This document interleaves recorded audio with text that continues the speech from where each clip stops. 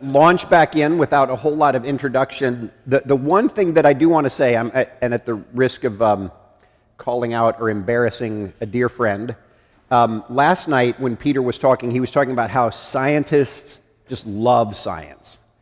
And I got to witness this beautiful moment. I'm sitting over here, and my good friend Thomas Wheeler, who's the most scientific guy I know, at one point a data set gets put up on the TV, and Thomas like launches forward, and I'm like, there is a scientist loving science. So I got to see that in motion. It was beautiful. Anyway, Peter, thanks so much. This has been really fun and very helpful. So come on and take us through.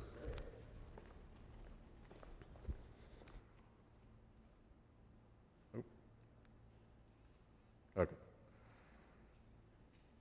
Well, this has been fun for me. It's what I love to do and read about, and what I talk about in my class. Will you take your mask off?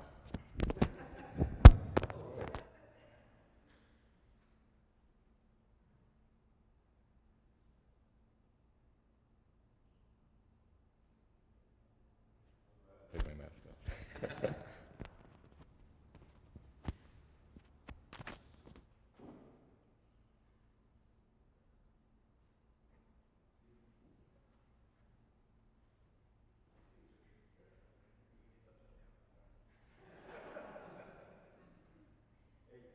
Thank you. All right, so I'm going to talk at least half an hour here on the Shroud of Turin, or Turin, as the English might call it.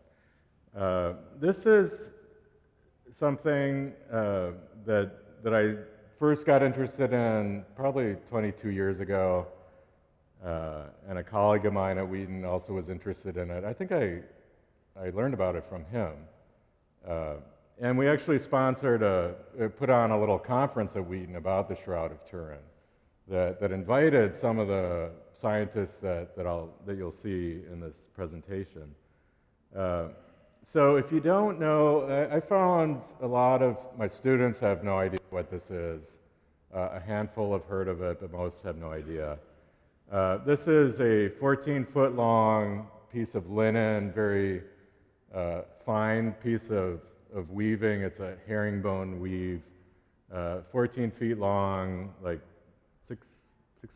I forget how wide it is exactly. You can see how do the math in your head. So it's 16 feet long, and there's a faint image of the front of a person lying with their hands folded, and then the back of a person, and there are a lot of wounds on the back, all up and down the body. There's red on it, and it's been in, it's since the 1500s, 1400s, it's been billed by the Catholic Church as the burial shroud of Christ that's mentioned in the Gospels. Joseph of Arimathea was a wealthy person who gave his tomb and also gave this piece of linen. And it makes sense that it's a fine piece of linen if it was purchased and donated by a wealthy man, Joseph of Arimathea. So that's the shroud. There are a lot of things on it. We know its history really well from the 1400s. If it really is the burial shroud of Christ, we don't have a great deal of knowledge of what happened from 0 AD up to the 1400s. It was there's not a lot of hard history on that. And most people would say, well, of course, because it was made in the 1400s. There is no history before the 1400s. And so there's these poker holes. Someone accidentally poked it with a hot poker at some point. It's been through a couple fires. It's been patched, 1534, 1532. It has been carbon dated, which I'll get to. That was taken by an extreme corner of the shroud. Watermarks. I don't know French too well, but I know O is water. Is that right? Yeah. So it's been spilled on through 2 fires. It was just in a fire in the 90s, I believe, and they had to rescue it. So it's been through a lot, but the image persists. You can see the image a little bit better here. Here's the earliest imagery of it, 1613 Tempesta, an engraving. So here, obviously, it's exaggerated a little bit. You just saw the image. It wasn't anywhere close to being this pronounced. But it's been shown. It's been the most important relic in the Catholic Church since the 1400s. Anglicans aren't, and Protestants aren't as big on relics as the Catholic Church for a variety of reasons. So there's the front and the back image. All the masses coming to look at it. So this really took off when photography was invented, and Secondo Pia was a photographer who in 1898 took a picture of it and then was startled by the negative image of the photograph. And all of a sudden, the image kind of pops out at you out of the shroud. So that's the negative. Here's an example of a negative image. This is taken in the Wheaton cafeteria. I'm having lunch with some students, and I took a negative image on some photo app on my computer. So the negative clearly looks strange and not really lifelike, and then all of a sudden when you see the negative of the negative, the positive, it's a photograph, of course. So you can take a photograph and have the negative not really look all that lifelike or just looks kind of otherworldly. So you can see how it's got this three-dimensional quality. You can see the fingers, you can see the face well. The blood is really pronounced, the blood coming down the arms, as it would be if it was trickling down as you're being crucified, the blood around the head for the crown of thorns. There's a wound in the side where the sword pierced his side. And here's a close-up of the face where you can really see that the actual image is very faint. People that have seen it live, if you're too far back, you can't see it well. If you're too close to it, you really don't see anything. There's sort of like a magic distance where you can see the image quite, reasonably well. But there it is. The blood is a different sort of material than the rest of the image.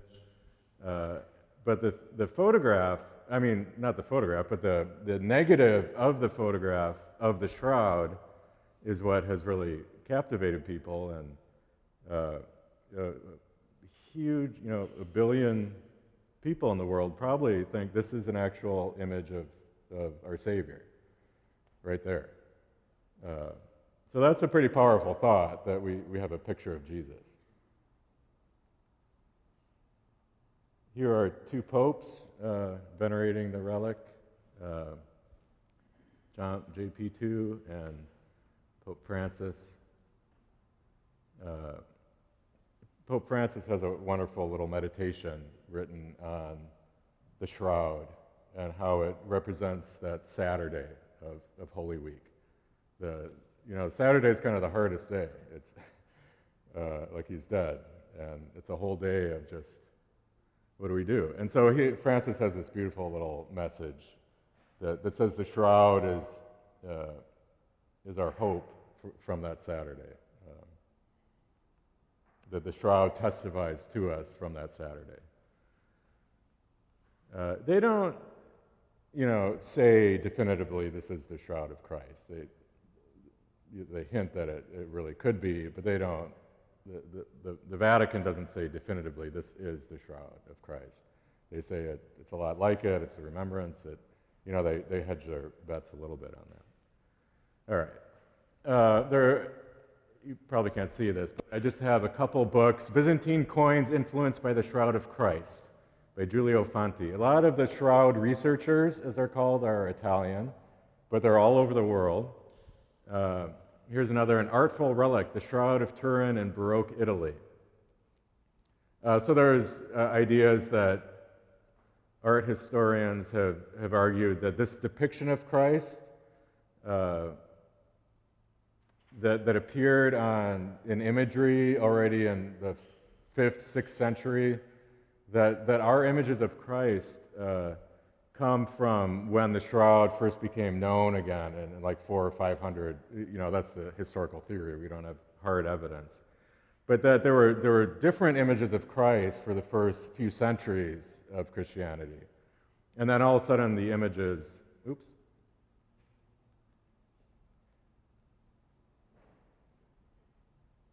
We lost our picture.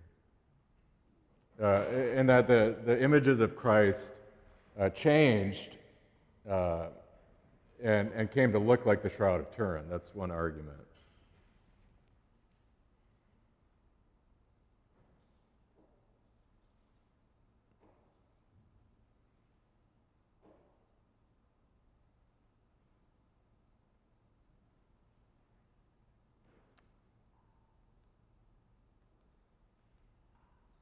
Here are some books I would recommend if you're interested. This Ian Wilson is a respected British author who has written on a number of interesting historical items, often related to faith. The Shroud, and then the Truth About the Shroud. So this has been called the most studied artifact in history, the most scientific studies of a relic, for sure, have been done on the Shroud of Turin. Shroud of Turin website. This is run by a photographer who took these images. It's a pretty well run website. One thing they show are the shroud centers by country. These are centers of shroud study. These are just the A's in America, the A's on the list. We have Albany Center of Turin Shroud, American Shroud of Turin Association for Research, Ariel Museum of Biblical Archaeology, Association of Scientists and Scholars, International for the Shroud of Turin, Atlanta International Center for Continuing Study of the Shroud. So there's, I think, 32 in the US. And I tell my students, probably half of these are just in some guy's basement, which I think is true. But they're all over the world. There's even an exhibit coming to the Museum of the Bible. The new Museum of the Bible in DC is going to have a shroud, the world's most analyzed artifact, Museum of the Bible. Will feature presentations by 4 world-renowned shroud scholars. So already it's seeming a little weird, a little pseudoscientific maybe. All these research centers and shroud scholars, and no one really pays attention to them except for themselves, because you all probably might not have even heard of the Shroud of Turin before. So it's an interesting case. So this was an article in Nature. Nature is the British journal. Science is sort of a corollary in America, kind of the 2 premier journals where, it's really hard to get published in them. It doesn't mean that if it's not in Nature, it's no good, not at all. It's just pretty selective journals to get into, Nature and Science. So this was in Nature. This was the radiocarbon dating. That is taking radioactive isotopes and being able to date them. That's how we know the hard evidence that the Earth is 4.5 billion years old comes from several different radioisotope dating of rocks in the Earth that are corroborated by completely independent studies. Carbon dating is 1%. Not even 1%, a small infinitesimal fraction of all carbon is radioactive carbon-14. That's most carbon is carbon-12. That's 6 protons, 6 neutrons. Carbon-14 has 2 extra neutrons, and it's unstable. It's radioactive. So that's radiocarbon dating has been well established. It's been proven over and over. You just take ancient artifacts, mummy wrappings, or something we know from archaeology is a certain time period, and the carbon dating always gets it right. If it doesn't get it right, it's usually a sample preparation error or contamination. So they lobbied. Let's see, I could go. I'm looking at the clock. I could go on and on about this. So I want to make sure I don't go too slow. There was one major scientific study that was done in 1978, where they let 35 scientists come to Turin, Italy. That's where it's housed. It's been in Turin, Italy for a couple centuries. And they allowed 1 week for these scientists, mostly American, but some British, Australian. They allowed them to come and do a week's worth of scientific studies on the Shroud. And that's the only time in modern history it's been allowed to be studied so carefully. And a lot of these Shroud scholars are still looking at that data set that was collected among some other data. And so this came 11 years after that, and it turned out it came back as a medieval dating. And there's an intro in the Nature article, the Shroud of Turin, which many people believe was used to wrap Christ's body, bears detailed front and back images of a man who appears to have suffered whipping and crucifixion. And then it gives kind of the history.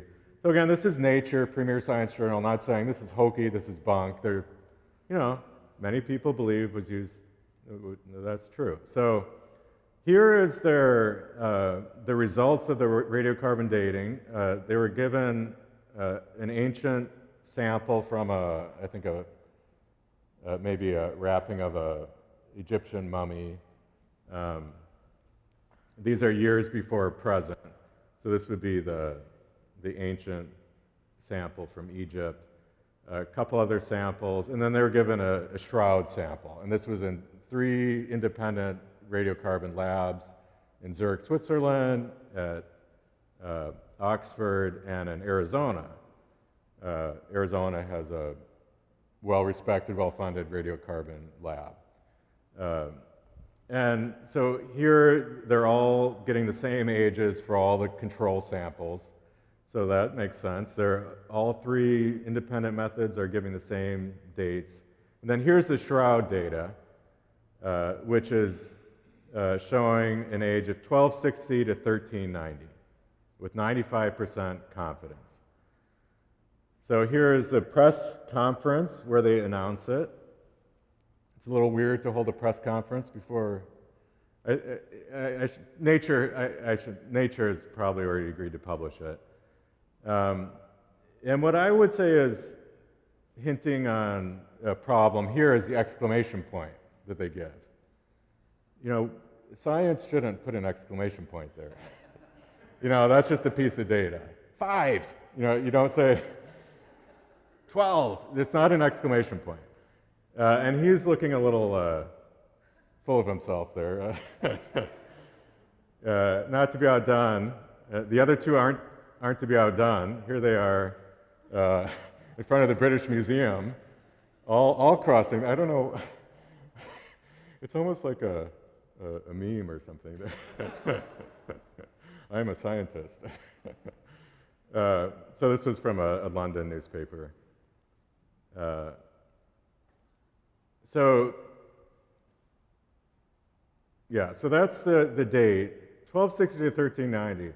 I've always thought that's a pretty big range on something that's not all that old compared to other samples. And you can tell from the scatter in the data, it's a lot more scattered than the other samples, which is interesting. They note that in the paper. They do briefly, they're not hiding the evidence. They say the errors there's a little more scatter, but it's consistent with the medieval date. That's what they say. All right. Here is a sort of pseudoscientific approach. It's just someone shouting into the internet. My theory that the radiocarbon dating laboratories were duped by a computer hacker, number 2. So he has this is his whole blog, and he's got all these reasons. It sounds scientific at points. But again, this is a classic example of pseudoscience, pretty easy to recognize. I don't know that he's actually a scientist. It's a blog. It's not peer-reviewed. It's not published. It's just someone speculating. Here's another one. Fraud is the only plausible explanation. As we saw in my part, the evidence is overwhelming that the shroud is authentic, but the improbability of the shroud being first century. So there was a lot of pushback on this date. A lot of people said, oh, we knew it was a fraud. We knew it was a medieval fake anyway. There is still a lot of questions about it. So I just want to say one element of pseudoscience here is it's not really open to more testing. You can't go to Turin, Italy and do more tests on the shroud. You kind of have to take people's word for it, and it can't be corroborated. So there's an inherent problem with it being scientific there, in that it's a limited set of data that can't be reproduced. Here's some of this is Open Journal of Trauma. I'm not sure what tier journal this is. I'm guessing it's probably tier 3 maybe. New light on the sufferings and the burial of the Turin Shroud Man. This was done by, this guy Fanti is there again, an Italian study. This paper presents news concerning the transportation of the whole cross on the shoulders. So this is the Via Dolorosa and the falls and the shoulder wound and the face bruising that actually shows up in the Shroud of Turin.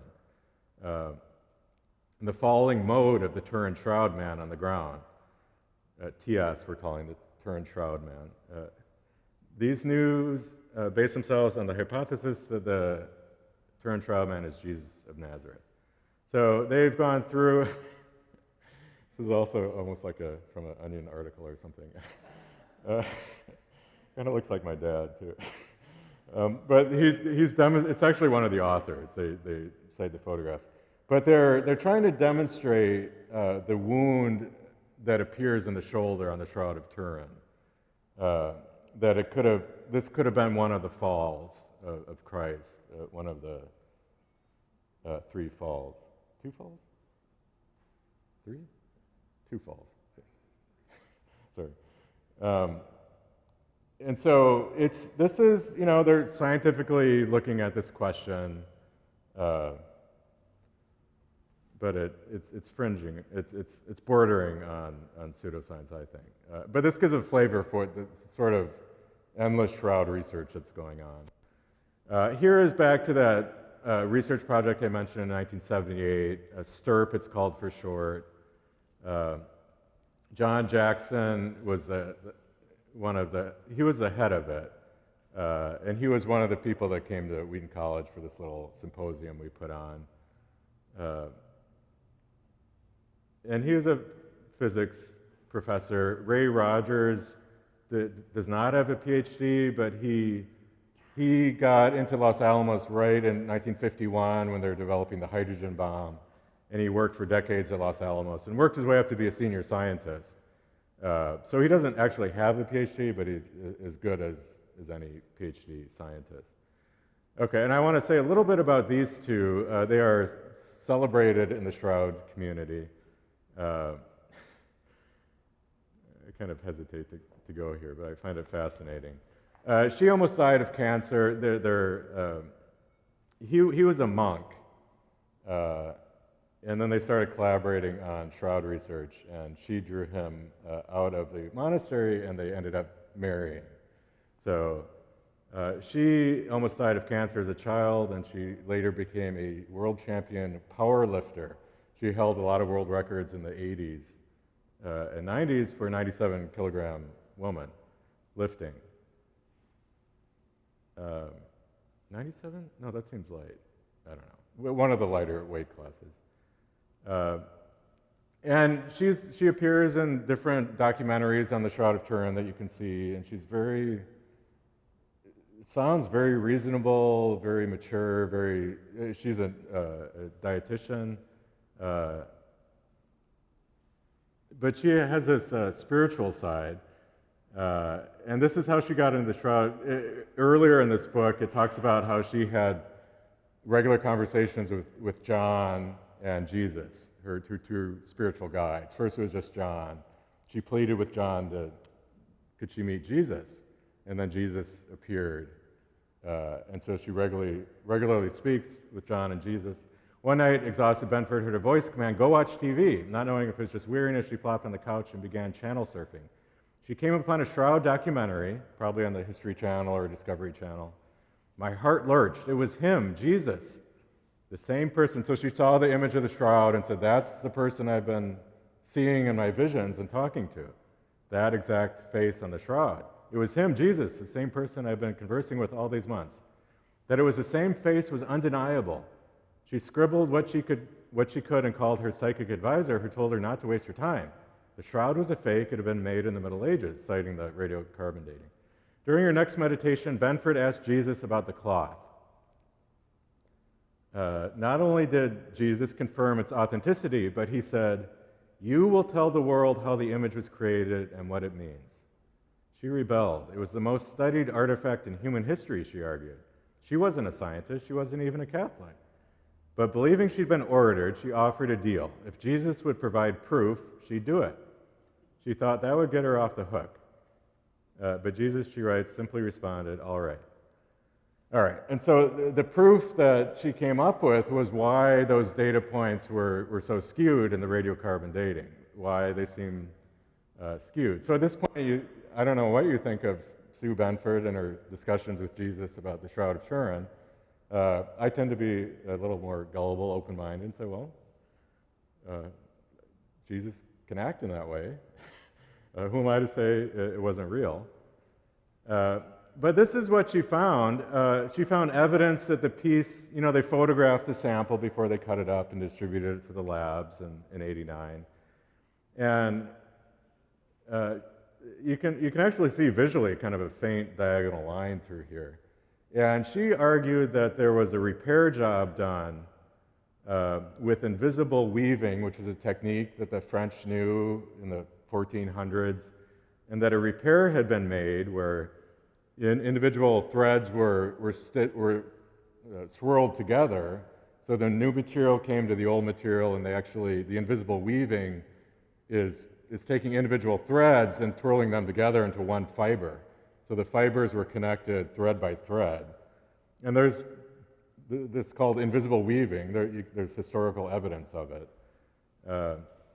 And she argued that's what had been done here, and that the newer material, there's a diagonal, and the dates exactly match up if you have old 0 AD material mixed with 1400 material, 1400 AD, and there's slightly different proportions that each group got. The Oxford group got more of the older, well, which is which? Anyway, the different proportions led to the slightly different dates that they each got. And it sort of exactly matched up. The Arizona lab also got two pieces. And so this kind of made sense, kind of a startling proposition. But it does rely on the notion that there was a repair and that there was this invisible weaving, which sounds a little hokey if you don't know any better, or even if you do know better. So that's the argument. That was the proof that Jesus offered Sue Benford. Now she and her then husband, the former monk, publicized this and spoke about it at Shroud conferences, and they published in some more obscure science journal. And this guy I mentioned before, Ray Rogers, he's actually not a doctor. I forgot to, I really dug around to find his bio, and he's not a doctor. No. Like I said, decades of great research at Los Alamos. If you can't read this, he served on the Department of the Air Force Scientific Advisory Board, had the equivalent rank of Lieutenant General, received a Distinguished Service Award from the Air Force. He received other awards. So this is another thing to look at for, is this pseudoscience? Who is the person telling me this? Are they recognized in the scientific community? He doesn't have a PhD, but he's certainly recognized in the scientific and wider community. I mean, he's got the rank of lieutenant general. He's a man that commands some amount of respect from a lot of people. He received other awards and recognitions from Los Alamos, many professional organizations. Other honors included being named a tour speaker of the American Chemical Society in '71. He won the Los Alamos National Lab Distinguished Performance Award in '84. That's huge. I mean, Los Alamos is a huge national lab full of PhD scientists, and he won the one award for performance. Exceptional Civilian Service Medal from the Air Force. So, and he also edits a journal on his specialty, which is thermochemistry, heating things up, what do materials do when they heat up, besides just burning up, but what exactly happens to the material as you heat it up, which is very important for weapons research and other defense research. Okay, when Roger, so he was on this Shroud of Turin project in the 70s. He went to it with a real open mind. He's not overly religious at all. He didn't have a vested interest in this being authentic. When Rogers saw the paper by Marino and Benford, his reaction was that they were not scientists. Their theory was ridiculous, and that he still had fiber samples he had taken from the Shroud that could disprove their theory. So there are these fiber samples floating around. This is also partly what makes it not exactly science, because there's limited access to the actual thing that you're studying. It can't be corroborated unless you have special access to these fibers, but he did. He was on the team that studied it in the 70s. These samples were, what they did was put sticky tape on the Shroud, especially developed by 3M. And so they just gently put the tape on the Shroud, and whatever was on the surface of the Shroud is on the sticky tape, and that's not going anywhere, and they were able to bring that back to the States. So a lot of Shroud research has been on these sticky tapes and the various fibers and pigments that are on that.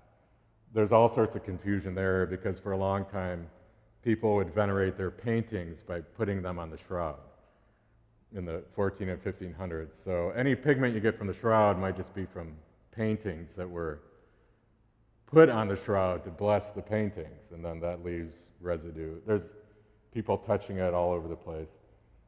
He also said, this Ray Rogers, who I'm holding up as a true guy that you can believe in as being a scientist. He also said Marino and Benford were part of the lunatic fringe of Shroud aficionados. That's on Unwrapping the Shroud, where you can see an interview with Marino, Benford, and Ray Rogers. So he immediately went to these fiber samples. Upon examining the fibers under a microscope, however, he concluded that, as they had hypothesized, a cotton patch had been woven into the linen fibers and then dyed to match the color of the linen. So he had these fibers from the area of the sample that was radiocarbon dated. He found cotton. He found coloring, that they had colored the white cotton to make the same sort of brownish color of the rest of the Shroud. This was possible because linen is strongly resistant to dyes, but cotton is not. Rogers claimed that the repair had gone undetected because it was expertly done, this invisible weaving repair. There was no record of it. They didn't record the repair the way some other repairs have been made. None of the STIRP team, that 70s science project, were textile experts. The area had not previously been a major focus of any major Shroud researcher's attention, because it was just a corner. No one cared about the corner. It was really a bad place to take the sample from, because that's where everyone would touch it and hold it as well. So this guy's firmly on board now with Sue Benford's hypothesis about why the radioisotope dating is off. This kind of hard-nosed scientist who first said they were lunatics, he went where the data took him in his own mind. He looked under the microscope and he said, by golly, they're right. She's maybe a little odd in other regards, but Sue Benford was exactly right, according to this widely recognized and respected scientist, Ray Rogers. All right. And there was another scientist on that STIRP team that is also a believer in the Shroud. He said, it is our nature and our training to refuse to accept the mystical as an explanation of an object. So a lot of the scientists went with to say, how is this thing made? We know it's not real. What's the nature of the image? Is it painted? You know, how did they make this? He said, I felt that given adequate time, adequate instrumentation, adequate research facilities, it was impossible that we would not come up with the answers to two questions. What is the image, and how did it get there? I would have made a book on it at 10,000 to 1. He would have lost his bet. We failed, he said. The image was not made by the hand of man, and there is no known mechanism, accidental or otherwise, physical, chemical, or biological, which can satisfactorily account for the image. After 5 years and 100,000 to 150,000 man-hours of scientific work, it's still a mystery.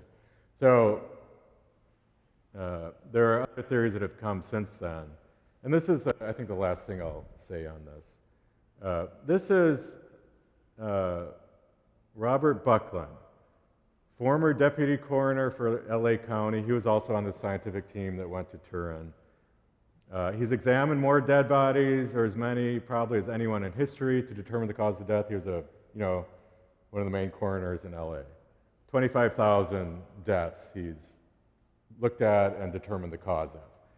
He looked, you can see this on YouTube, there's the shroud image is there, one looking at the backside, and he goes through and analyzes it as a coroner would look at a body. He says the image on the shroud is perfectly consistent with the photograph. You know, he's seen 25,000 dead bodies. He said there's nothing that struck him as being artistic. He said it was entirely photographic. And he goes and analyzes the blood flows down the arm, scourge marks from the whipping. He could tell the puncture wound in the side was mixed with water and blood. Puncture wounds in the hands and feet, puncture wounds around the head and bruised face. There's no thumb on the shroud, and that's consistent with a nail being put through the wrist. And apparently, when that happens, the nerve will bring the thumb in. And so all you see are 4 fingers on both the hands, no thumbs, and that's perfectly consistent with a nail through the wrist, which not through the palm. And that's, other people have said it had to be through the wrist to sustain the weight. So anyway, that's interesting. There's another scientist, widely respected. It gives me, as a scientist, pause that this isn't all just Looney Tunes. There's something real here, something that you can't just brush off as being a bunch of shroudies crazy about their faith. No, these guys aren't in it necessarily for their faith at all. Here's the article that Ray Rogers wrote. He died shortly after from cancer. But this was his sort of scientific explanation of why the radiocarbon dating was bad in his mind, sort of backing up the Benford and Marino theory that she got from watching a TV show that Jesus told her to watch. And so this was published in Thermochemica Acta. This is a respected journal. It's one that he was the editor for. There have been some rebuttals. And the last thing I'll mention here, this only happened about 15 years ago, around 2005. I mentioned those poker holes in the original shroud image I showed. It's a distinctive L shape where, you know, they folded the shroud up all the time and then unfolded it, so those fold marks are sort of permanent. The poker marks are very distinctive, so it went through like 4 layers, and so there's 4 holes. Here is a book undoubtedly from 1192. And some scholar just happened upon it. Here's a picture of the burial of Christ being buried in the shroud. There's a herringbone woven pattern in the shroud. Like, that's interesting. Why would you bother putting such a specific pattern in the piece of linen from Joseph of Arimathea? So it's the same herringbone weave as the shroud, very, very delicate and expensive. So that was interesting. This is, you know, almost 200 years before the radio date. So the radiocarbon dating says it's 200 years, it was made 200 years after this book was made. No doubt about when this book was made. But the telltale sign, here are the poker hole marks. Like, why would you put those 4 holes in an L shape? I mean, I was kind of blown away by this. So I don't know what to make of it. The Ian Wilson book on the Shroud of Turin has a purported history all the way through. And it brings in the Knights Templar, and they got it during one of the Crusades, and it was kept hidden. There's all sorts of reasonable historical theories that Ian Wilson puts forward as to the whole 2,000-year history of the Shroud, which is plausible in my mind. Anyway, I want to go on. I'm going to skip through this. These, again, are the scientific checklist. I would say testable ideas maybe involve scientific community. Not really, because scientists really aren't interested in this issue at all. So it's sort of a in-house argument among Shroudies, as they're called. Leads to ongoing research, well, among Shroudies. If the Vatican will allow another radiocarbon test, then that'll be big news. And some of the original people that did the carbon testing in the 80s have said, yeah, there might be a problem with the sample we did. They're not definitely saying it's wrong, but they're saying, let's take a sample let's take a better sample. And they check the mark for benefit from scientific behavior. They're on the up and up. They take all the evidence into account. They're upfront with all their theories. They photograph carefully the guy falling with the cross. They're trying to be as scientific as they can be. All right. I think I want to. This is global warming. I talked about that. Well, yeah. Let me talk about that.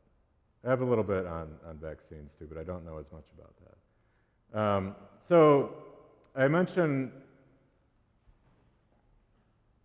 this is Earth up to 2010, the global Earth temperature, several data sets.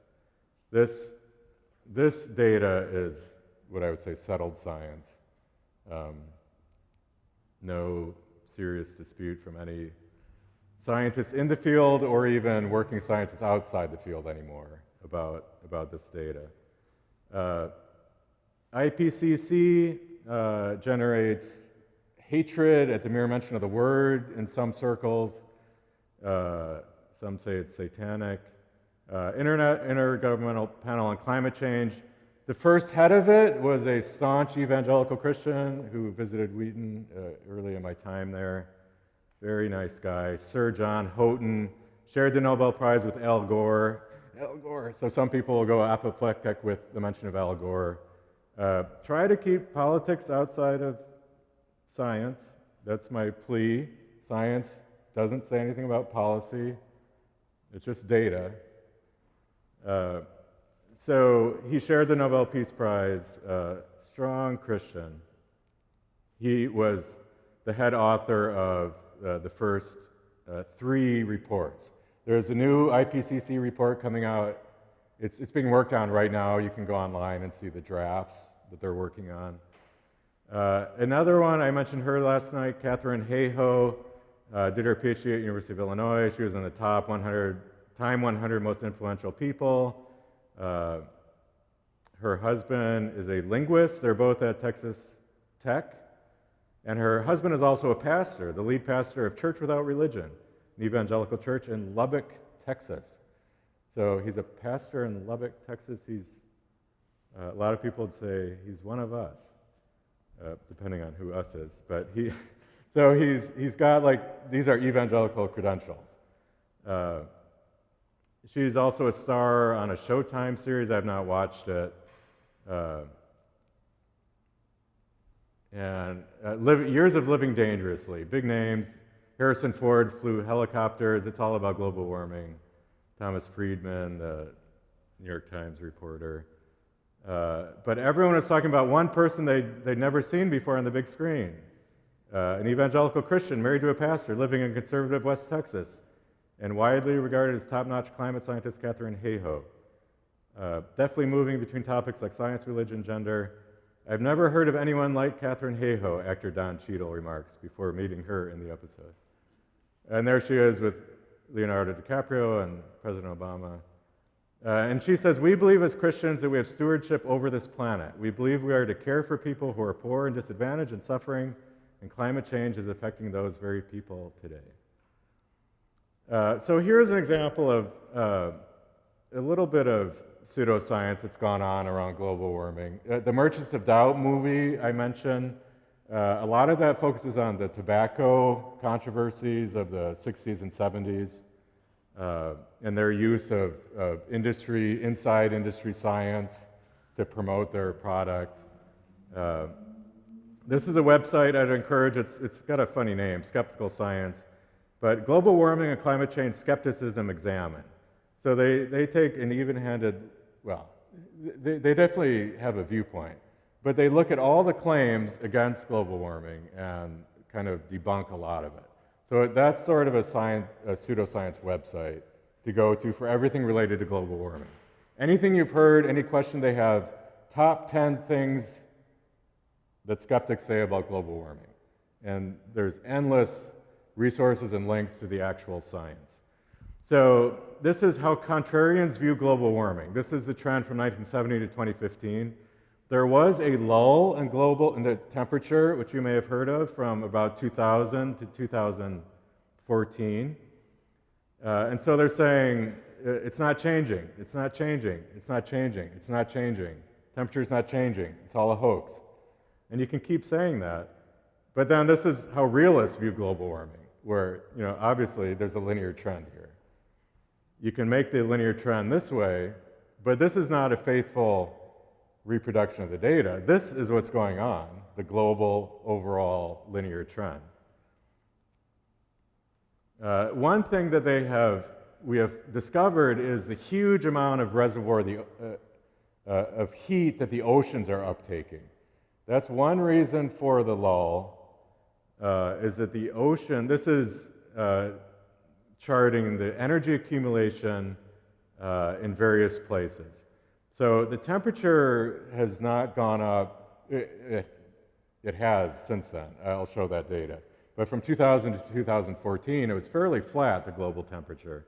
Part of it was some volcanoes, part of it was El Nino cycles, and part of it, but what was continuing to going on is a huge uptake of warmth by the oceans. And this is what's really kind of scary, how warm the oceans are getting. Atmosphere and land is down here, increasing, but totally dwarfed by the huge amount of energy being sucked up by the oceans. And the idea is that ocean heat is eventually going to make its way back to the atmosphere and the air. So this is from an IPCC report where they, definitely acknowledge, yeah, temperature kind of leveled off there. No one really doubted what was going to keep going. So here's the level off, 2000 to 2014. Here's what we have since then. And, a skeptic might say, yeah, they're just doctoring the data because they knew they had to get the temperature back up. I could show, you could go and look at all the data and look up the journals, and it would be a lot of doctoring by a lot of scientists who are ultimately also competing with each other to perpetrate such a conspiracy. It just can't happen. Scientists, they do science, but they're also interested in being first a lot of the time. But they want to be first in an ethical, scientific way. So to perpetrate a conspiracy among scientists is kind of laughable. Anyway, here's the data trend. And it's clearly gone up again, and that overall linear trend is continuing. And so these are some of the projections. This is taking into account human activity, global, emissions, CO2 being put into the atmosphere. And this would be simulated if it was just natural Earth. And there's a clear divergence. It's fairly settled now that the increased warming is anthropogenic, generated by humans. And then this graph is showing, this is the famous hockey stick, showing temperatures for 2,000 years. Lots of ways we can measure temperature. They're called proxies. Lots of independent ways to get a handle on what the temperature was. They all agree for the most part. So steady temperature, this is the little ice age, as it's called, in the middle part of the last millennia, where there was a significant dip, but it goes slowly down. And then we get this spike. And that, to any scientist, that just calls out for, that is not natural. Like, it's just, why is it going up? What happened? Oh, Industrial Revolution. It's just obvious what is going on. We start burning coal. We start burning oil. CO2 goes into the atmosphere. CO2 holds, it's got these vibrational modes that holds heat, really. It's not as good as methane, but we're putting a lot of methane into the air from cows, and that is a problem. But CO2 is a greenhouse gas. It's just, kind of really obvious what's going on. And the projections, the data models are good enough that we can pretty well attribute it with 95% confidence to human causes. It's been broken down for over a decade into all these different contributions to global warming. These are human contributions. The downward pointing that goes against global warming, that is actually cooling. So aerosols, sulfur dioxide, actually helps cool the atmosphere. Some people have suggested, why don't we just spew sulfur dioxide into the air to cool the earth? Well, then you have acid rain issues, which is a whole problem on its own. There's a chapter in that Merchants of Doubt on acid rain as well. So there are a few things that go against global warming, that promote cooling. Land use reflections, concrete buildings will tend to reflect heat. Nitrogen dioxide. So this has all been broken down. There are error bars. There are big error bars on this number. The aerosols are still an active area of research. It's not beyond the realm of possibility that we figure out what aerosols to put into the air and put so many up there that we solve the problem. People are hoping that and working on that for some man-made solution to global warming. CO2, so here's CO2, here's methane, the first two big bumps. Anyway, and that's the projections, or that's what we know. These are the projections. This is showing CO2 increase on the x-axis. This is from 1850, and then this is showing temperature. So there's been a linear correlation. CO2 goes up, temperature goes up. It's pretty straightforward, and it's actually linear, which is the simplest of all relationships. Increase CO2, so this is the historical data. Increase CO2, and your temperature goes up.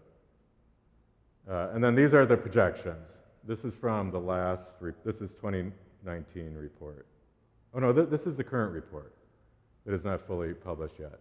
But these are the projections. If we have this much CO2, this is year 2050. So if we have this much CO2, our temperature will be here, this much CO2 will be here. They're basically just continuing the linear trend. So trying to reduce carbon emissions to getting to these levels by 2050 tells you what the temperature jump will be. So that's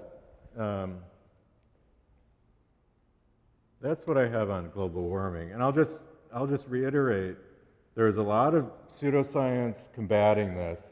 Merchants of Doubt, that film and book, look at it. There was one guy that made his round on all the talk shows. They showed him, he's real slick. He admits he doesn't know science. He was paid to just sow doubt about the science. There's a clip of him with Bill Nye, the science guy, who's not actually a scientist. He's a science publicist. He has a master's degree, not actually in research. But this guy paid to sow doubt about global warming, to to spread pseudoscience. He just runs circles, rhetorical circles around Bill Nye the Science Guy. This guy is well trained at arguing and rhetoric, and he just makes scientists look silly. And that you know, a lot of people bought into that. So I've believed this data for a long time. I've gone down the rabbit holes about 15, 20 years ago. I talked to a geology professor at Wheaton and said, well, it's leveled off. I mean, is it really real? I was a bit of a skeptic, but not anymore. This data is just too obvious. But I don't have any answer to the policy. I'm not the greenest person in the world. Sometimes I think if Chicago's weather was more like Tennessee, that would be kind of good. I shouldn't say that. That's actually terrible to say, but because there's all sorts of other problems with species and human migration from the coast. That's the big issue around the world. So again, the data is one thing, and I say it's settled that CO2 causes warming. CO2 has caused 150 years of unnatural warming of the Earth, but the science doesn't say what the policy should be. It doesn't say that we should do anything about it. It doesn't say that we should stop burning. You know, it's just data. It's just numbers. You know, the implications are up to everybody else. But don't attack the science because you don't like someone's policy, which they based on the science. So I've gone over my time, but I think that's probably a place to end.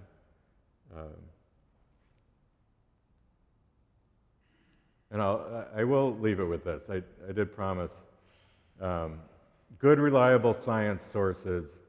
You probably can't see that, but if people are interested, I could definitely send this along. I will just say, I've already mentioned Google Scholar, Science Direct. These are article databases.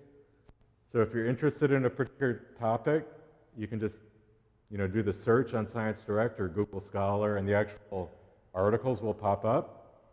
ScienceResearch.com. Settled science facts. So that's where scientists aren't really actively trying to understand it anymore because everyone agrees, like on the theory of gravity. No one's really doing research on that anymore. If I drop this, we know exactly what happens. So Wikipedia, Encyclopedia Britannica Online, those are good sources. Wikipedia is surprisingly good. I mean, it's not official, but it's not full of misinformation. Wikipedia is very well curated. I mentioned the American Scientific Affiliation, also BioLogos. They have up-to-date science for Christians. And then news journalists. Science journalists are still out there, responsible journalists that read the science for you and report on it. American Council on Science and Health. They have something on how to recognize fake news or pseudoscience. Real Clear Science is a more conservative website. Real Clear Politics is definitely conservative. But they have a science page with generally good objective reporting from science journalists. Some of them are their own. So that might be a place to go. And then Science and Nature have websites that have more popular science. And then the BBC, Science and Environment, is a good site, and you get out of American politics that way.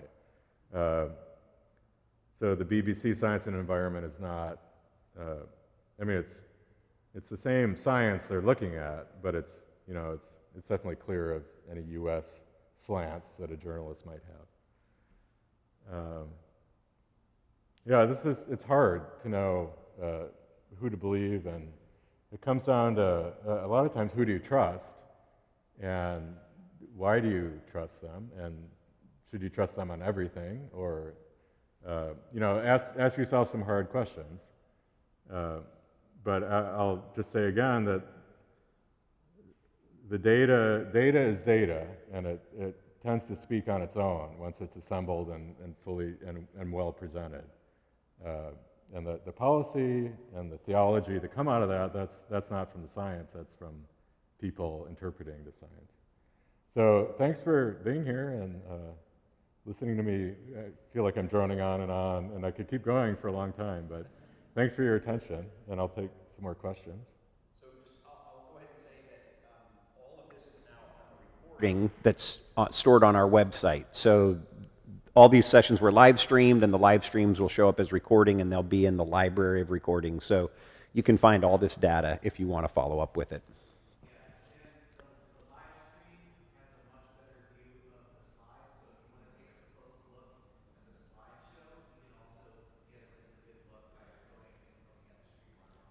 Yeah, so if you want to look, if you weren't able to see them very clearly, you can easily get them and see them more clearly on those recordings. So, and thank you. After this, I also have a few slides on a little bit on vaccines and what human cell lines from aborted fetuses are. What's up with that, basically? I could talk more about that tomorrow too. That might be better. Okay. Do you want to take a couple questions? I mean, it's about 20, getting close to 20 till 12. Any questions you want?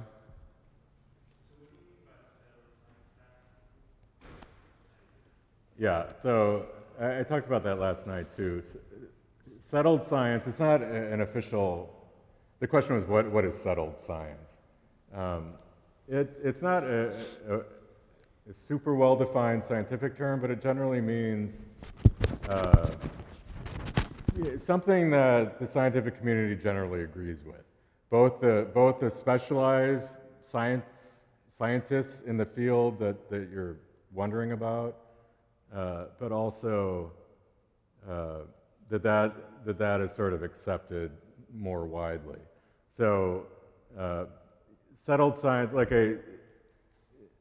things that appear in, these aren't research areas. These are kind of reporting facts. And so something that's under active research would not be reported as sort of a fact in an encyclopedia, or Wikipedia would probably say this is an ongoing area of research. So it's settled would be, we pretty much understand everything about this. And researchers have moved on to something else. So settled might be all the data sets that show the Earth has warmed over the last 150 years. That sometimes you don't know what settled science is unless you ask a scientist or a science journalist. But there's no scientific dispute anymore about the temperature increase of the Earth over the last 150 years. That's settled.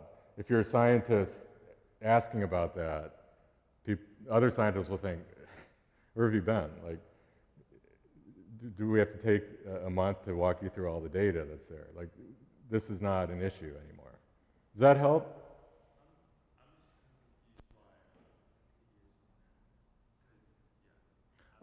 Just because it's a common go-to source of information. It's easy to do Wikipedia. Some people are maybe taught that it's, don't trust Wikipedia. But I'm just saying it's a lot of scholars, that's the first place they go. Because it's easy, everything's there. It's often not thorough, but it's a starting place. If you don't know anything about a topic, I go to Wikipedia, because there's probably a page on it. And yeah, that's why I put it up there. And it's generally pretty accurate from when I've gone on Wikipedia about stuff I know really well.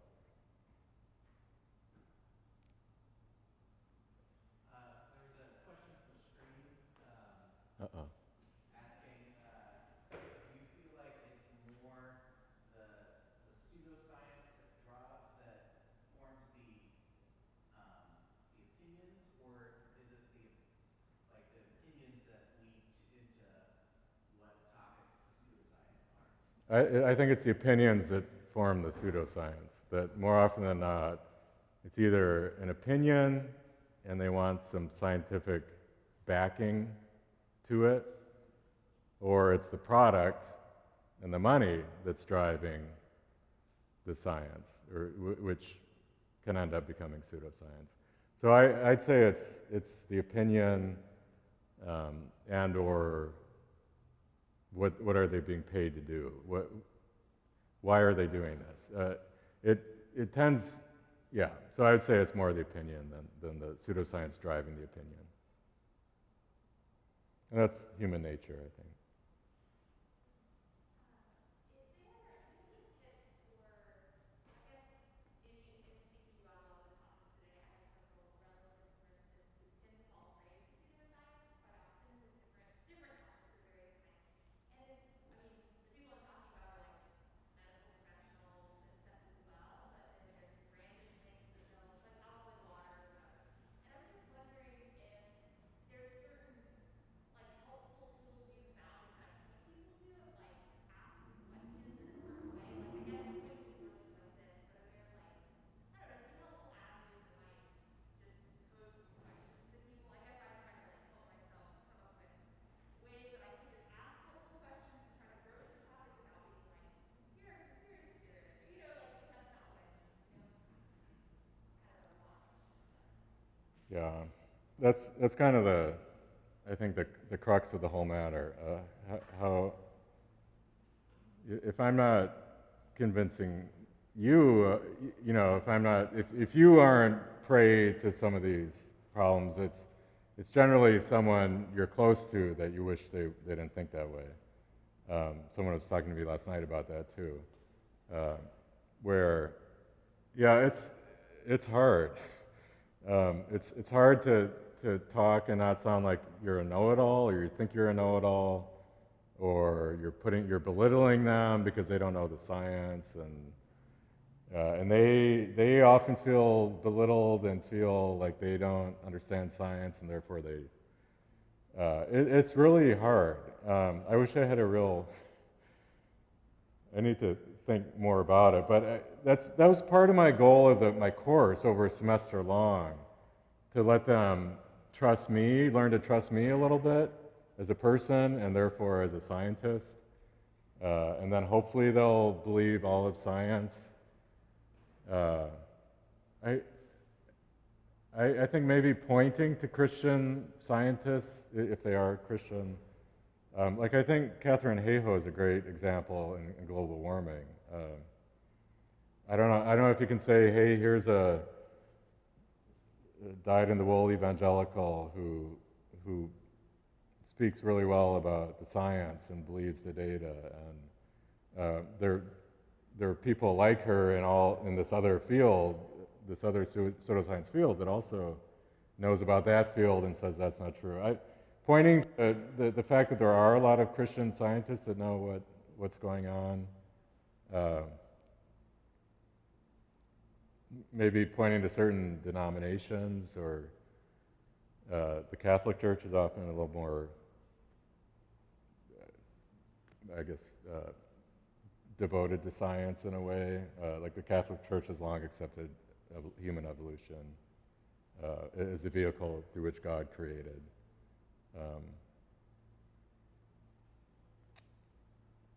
But other than, I mean, the best way is to just go through the science with them, but that's not going to happen a lot of the time. You know, it's hard because your eyes glaze over pretty quick reading science articles. But, you know, a long back and forth, it's going to take a long discussion if they're really serious about it. Trading articles back and forth. Here's an article, what do you think about it? Or just the snapshots of the results and conclusions. One page that they can read. So a long dialogue is the best way, where you actually are looking at science. Like I tried to walk through with the alkaline water, where there's not a lot that's published. But you know, if they're not going to do that, I would think just saying there are a lot of devoted Christians that think the way I do, which is exactly opposite of how you think, and I don't know if that. Yeah, ultimately, you can't convince someone if they don't want to be convinced. Yeah, it's hard. I had one student who, at the end of the semester, I put in a week on vaccinations because there were just a lot of vaccine. This was well before COVID. And this guy in the end, his presentation was on vaccines and how, it's like everything I said, he just didn't buy it. I didn't move him one iota to believing that vaccines were overall for the public good.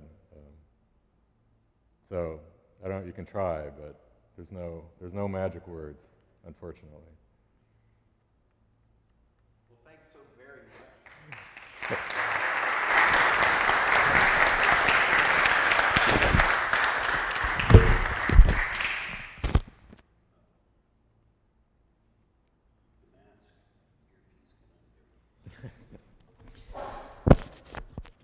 Peter will be with us tomorrow morning.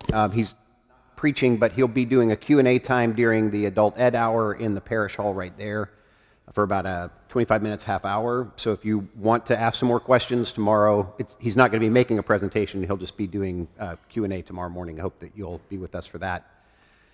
Let's pray and thank God for this time together. And Peter, thank you so much for it. My pleasure. Heavenly Father, thanks for gathering us and for challenging us. And we pray that we would become people who are able to discern the truth, and that our hearts and minds would be drawn towards the truth and away from falsehood as we pursue you and as we pursue loving our neighbor as ourselves.